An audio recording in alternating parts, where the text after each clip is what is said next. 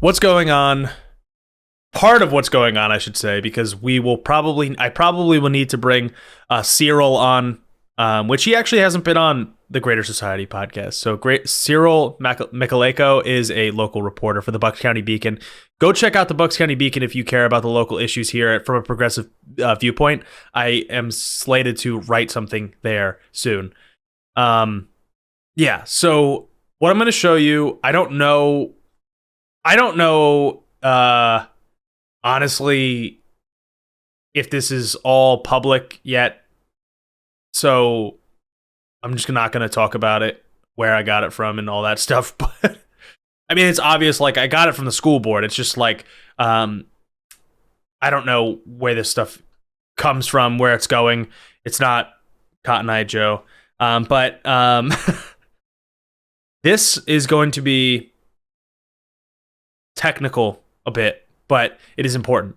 So here's a list, right? And this list, let me see if I don't know if I can zoom it in, but this is a list. You probably can't see it, but this is a map. And this map represents, let me see if I can actually just zoom it in. So this is a map of Central Bucks and the regions of each piece of the school board, okay? The Region 6, that's where I live. This is the current Region 6, right? This is Doylestown Borough and pieces of Doylestown Township. Region 1 is up here. Region, I think this is 8. They're all, I can't really read the map. It's horrible. But that's now. It doesn't even matter now. Because guess what? The right wing, yes, the right wing school board members quickly tried to pull a fast one and redistrict right before the election year. So this is the new map. This is the proposed new map, I should say, because it's not accepted yet, and we will talk about how it gets accepted. But this was voted on to be approved by the Central Bucks School Board. And this would create, in my opinion, a functional gerrymandered school board. So why do I say that? Well, I have to go to the list here to give you a little bit more perspective.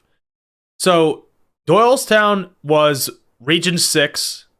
That is Tabitha Delangelo's seat currently. Or sorry, no, Region 6 is not. That is Sharon Colopy, who's a Republican. Region 8 was Tabitha Delangelo. And I believe Region 5 is Maryam Mahmood, who is a Democrat from Chalfont and New Britain area. This is the old, this list is not the current, this is the current one, but this is where the old ones were. Region 1 is Karen Smith, who is the other Democrat. So you have 9 regions, 3 of them being Democrats, and those are the identified ones. So now, Region 1 is being drawn into a more Democratic seat. Region 2, 3, 4, 6, 7, and 9 are all being drawn more in a Republican way.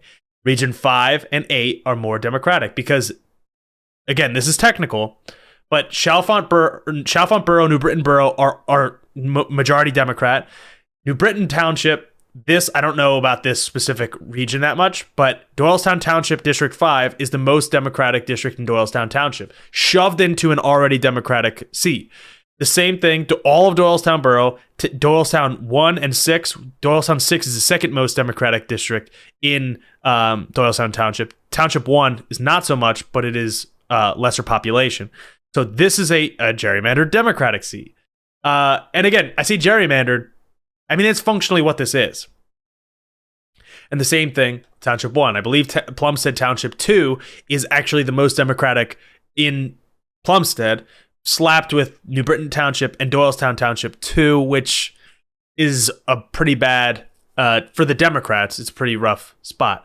So, okay, that's a lot of technicality. That's a lot of electoral analysis here. But the key point being, this is something that was tried to be pulled on quick, swiftly, and just be brushed under the rug. Like, oh, no big deal. It wasn't even that big of a deal. but it's being conducted during, basically the election's already started for the school board, which is happening in November of 23. We have multiple school board seats up for the election this year, including Region 6 and Region 8 and Region 1. So Doylestown has 3.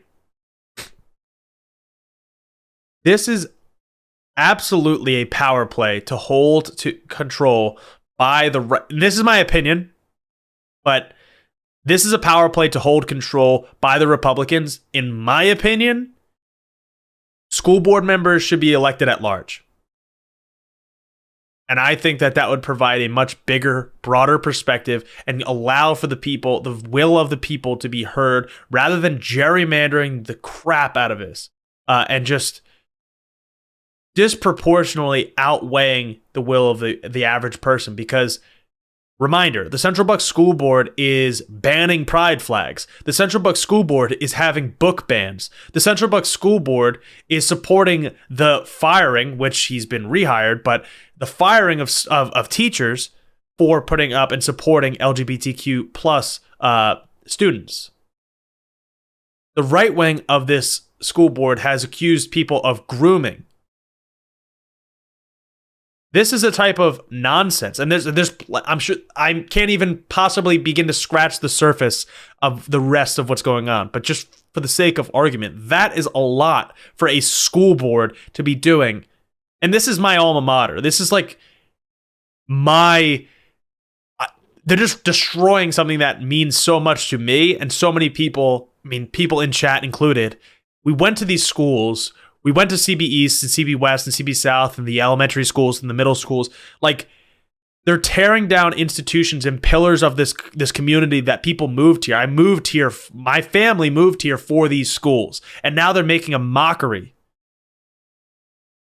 just by doing stupid, unnecessary things. I'm ashamed to see this happening. And if you want to take action, this is the time to do it. Now is the time to start organizing. Now is the time to connect with, yes, and you're right, it is embarrassing for the country because this is getting national news. And it is amplified because we're not the only school board doing this, but it is the insane amount of influence that these folks are getting. Do you have any insight on how the approval of lease... The question's getting cut off, so I can't see all of it. Give me 1 sec to pull that up. The approval of Lisa Core was not voted on by the Dems on the board. I don't know. And this is the thing, is like, I'm going to have to pull up and get an actual... This is how crazy it is that like... So voted nay on... She was approved. Yeah, I don't know if I'm remembering correctly. She was my guidance counselor, so I actually don't know. That I have to get back to you on that one. I do plan. I have to just get Cyril on or somebody else from educational groups of this specific ilk, because there's so much stuff that is happening. And just for clarification, a school board is not supposed to make policy. It's supposed to implement policy from the superintendent's viewpoint and support students and support teachers. And the over-influence of a right-wing agenda and the brainwashing through Fox News, Newsmax, OAN, Trump, all these people, Ron DeSantis, is despicable. And it's a shame that this is what we're dealing with. I will defer on that one, Jordan. I'll have to get back to you on it. But with all of that being said, that's what I have for you tonight. Pay attention to whatever you can. You don't live in Central Bucks, you should still be looking at your school board races, because this is the 2020s battle that we're going to be dealing with for the foreseeable future. These are the battlegrounds that we're talking about. At the election in November, these right wingers had this sign saying that they hurt your kid, and it goes loops all the way back to the Kanye and the anti-Semitism. They controlled your kids. They masked them. They hurt your children, and they did all this stuff. And it's about blah blah blah. And like, there is that hint of anti-Semitism baked into these folks. Like, I have been around these people. I have engaged with these people at the polls, and I have seen their social media, because that is a key. That's what I will leave you with tonight. Moving forward, and again, this is maybe a different perspective on platforming and whatnot, but moving forward, if there's a platform that has these folks on it, like your school board members, the right wingers, or like someone like my good old buddy, my good old pal, Andy Meehan, who's a right wing lunatic, follow them. See what they're talking about. Digest it, understand it. Obviously, I'm not asking you to agree with it, because, come on. But that is how we know what's going on. That is how we can understand, push back, preemptively fight against the rhetoric and the nonsense. Find those people. There's a reason why, if you look at my Twitter, I follow Ben Shapiro and Dave Rubin. It's not because I particularly think that they're that bright. You have to know it's the art of war. You have to know your enemy. And, you know, maybe every so often you can find something that there's common ground on and push together. I mean, it's very few and far between at this point. But, you know, someday we might be able to get to a point where we can just discuss something that is like supporting railroad workers to have sick leave, because that's apparently controversial nowadays. But all that being pushed aside for right now, get ready. Take the holidays for what they are right now. Enjoy it if you can, because the fight is already on for these local elections. If you live in Pennsylvania, the elections are already heating up.